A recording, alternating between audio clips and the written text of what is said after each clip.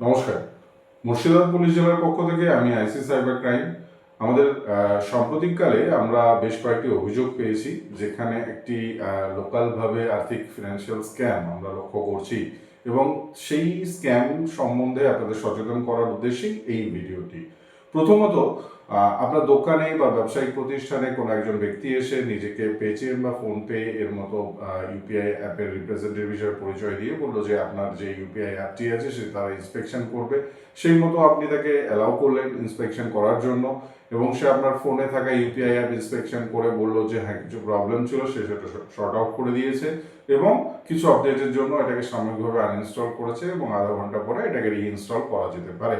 এবং এটার পর যখন সে চলে গেল, আধা ঘন্টা পর আপনি যখন আপনার ইউপিআই অ্যাপটি পুনরায় আপনি ইনস্টল করলেন, দেখলেন যে আপনার ব্যাংক অ্যাকাউন্ট থেকে 10,000, 15,000 বা 20,000 কেউ অন্য অ্যাকাউন্টে ট্রান্সফার করে নিয়েছে।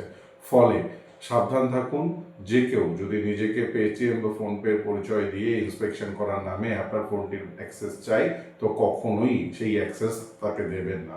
দ্বিতীয়ত, আরেকটি ঘটনা আমরা লক্ষ্য করেছি, সেটি হলো যে আপনার দোকান বা ব্যবসায়িক প্রতিষ্ঠানে একজন ক্রেতা এলেন, উনি আসার পর 5,000 বা 10,000 টাকার কোনো জিনিসপত্র আপনার দোকান থেকে কিনলেন, কেনার পরে আপনাকে কিউআর কোড স্ক্যান করে পেমেন্ট করলেন।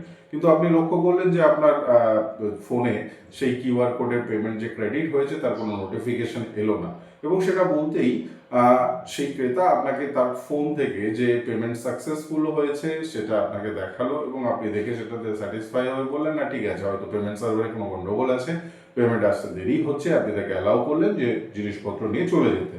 এরকম অবস্থায় হতে পারে যে আপনি 2 দিন, 3 দিন, 4 দিন পরেও দেখতে পারবেন যে আপনার অ্যাকাউন্টে কোনো রকম পেমেন্ট এলো না।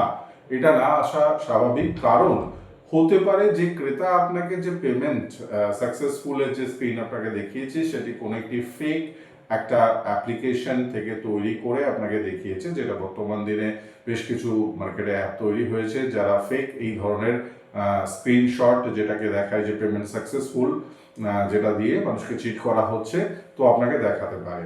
ফলে আপনি সর্বদা সচেতন থাকুন যে কোনো কোনো ক্ষেত্রে হতেই পারে যে আপনার পেমেন্ট সার্ভারে কোনো প্রবলেমের জন্য আপনার অ্যাকাউন্টে টাকা ক্রেডিট হতে সময় লাগছে। তো সেক্ষেত্রে যদি আপনার মোবাইল ফোনে আপনি দেখেন যে অ্যামাউন্ট ক্রেডিট ইনফরমেশন আসেনি, সেক্ষেত্রে আপনার ক্রেতার সম্পূর্ণ নাম, ঠিকানা এবং মোবাইল ফোন নোট করে রাখুন।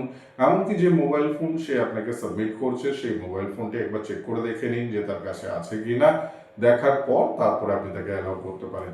সাময়িকভাবে যে বিষয়গুলো আমাদের সামনে এসেছে এর বেসিসে আমাদের কিছু কিছু কেস হয়েছে এবং সেখানে স্পেসিফিক অ্যারেস্ট হয়েছে। তবে আগামী দিনে আপনাদের সামনে এই ঘটনাগুলি আবার আসতে পারে, তাই সর্বদা সচেতন থাকুন এবং সাবধান থাকুন। নমস্কার।